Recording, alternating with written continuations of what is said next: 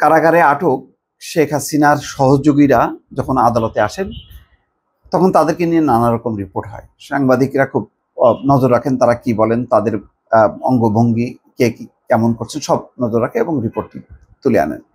তেমনি আজকে হাসানুল হক ইনু, রাশেদ খান মেনন এবং সাংবাদিক শাকিল আহমেদ এবং ফারজানা রূপা তারা এসেছেন। তারা পৃথক পৃথক হত্যা মামলায় তাদেরকে আনা হয়েছিল এবং তাদেরকে আবারও যথারীতি রিমান্ডে পাঠানো হয়েছে।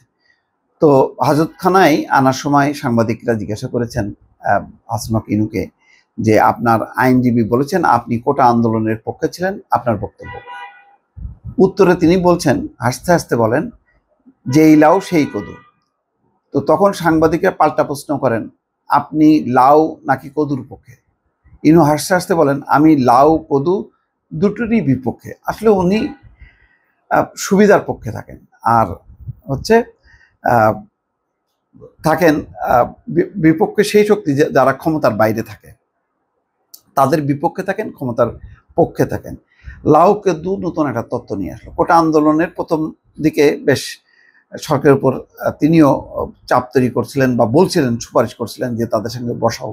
তিনি আলোচনায় আসতে চাচ্ছিলেন, মনে করছিলেন যে সরকার ক্রাইসিসে এই সুযোগে হয়তো সরকার তাকে পিক করতে পারে।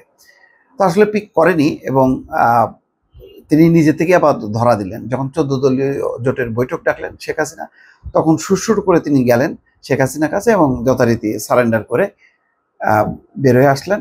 বেরোয় এসে জামাতকে নিষিদ্ধ করলেন। এইটা হচ্ছে মানে একদম পোল্টি, মানে সম্পূর্ণ রিভার্স একটা এবং বললেন যে আন্দোলন হচ্ছে এটা জামাত জঙ্গিদের আন্দোলন।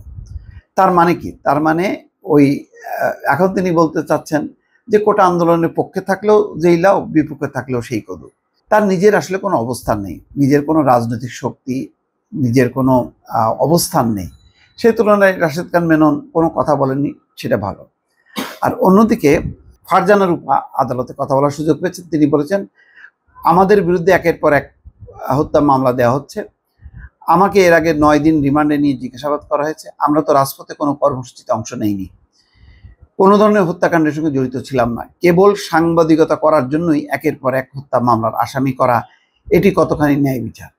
এটা ভালো হত্যাকাণ্ডে, কিন্তু এই সব ক্ষেত্রে যা হয় কি হয়, সহযোগী অর্থাৎ যেই গণহত্যা চালিয়েছিল শেখ হাসিনা, ওই সময় সরব ছিল 71 টিভি। 71 টিভি তখন টকশো রিপোর্টিং হচ্ছে ওই গণহত্যার পক্ষে যেই সরকারের যে অবস্থান, তাদেরকে আরো প্রণোদনা দিয়েছে, তাদেরকে উৎসাহ দিয়েছে। তো বলে এক ধরনের এটা সহযোগিতা। এটা নৈতিক অপরাধও এক ধরনের বড় অপরাধ। তখন শারীরিকভাবে কাউকে হত্যাকাণ্ডে অংশ নিতে হয় না, সে যদি সমর্থন জানায়, প্রভোগ করে, সেটাও বড় ধরনের অপরাধ এবং তারও বিচার হয়। ওই যে বলা হয় না, নির্দেশদাতা, উস্কানিদাতা, তো এইগুলো হচ্ছে নির্দেশদাতা, উস্কানিদাতার আওতায় পড়ে। যাই হোক, সেটা অন্য বিতর্ক, আদালত সেটা করবে। তো তার উত্তর আবার দিয়েছেন পিপি ওমর ফারুকি। তিনি বলছেন, মাননীয় আদালত, আজ ওনারা এসে অনেক বড় বড় কথা বলেন, বাস্তবতা হচ্ছে জুলাই আগস্টে গণঅভ্যুত্থান হয়নি, হয়েছে বিপ্লব। বিপ্লব হয়েছে রাশিয়ায়, বিপ্লব হয়েছে ফ্রান্সে। বিপ্লবের পর যারা হেরে যায়, যারা মানুষের উপর অত্যাচার করেছে, তাদের বিচারের জন্য গঠন করা হয় বিপ্লবী আদালত। আসলে আজকে যদি বিপ্লবী সরকার হতো, অভ্যুত্থান পরবর্তী, তাহলে কি করতো? বিপ্লবী আদালত বসতো, বিপ্লবী আদালতকে সময় নিত, এতে তাদের বক্তব্য শুনতো, শুনে ওই এক সেশনেই বিচার কাজ হয়ে যেত, যেটা রাশিয়া, ফ্রান্স, বহু জায়গায় হয়েছে, জার্মানিতে। তো তাদের বিচারের জন্য গঠন করা হয় বিপ্লবী আদালত, তাদের বিচার করা হয় বিপ্লবী আদালতে, পরাজিতদের শেষ করে দেওয়া হয়।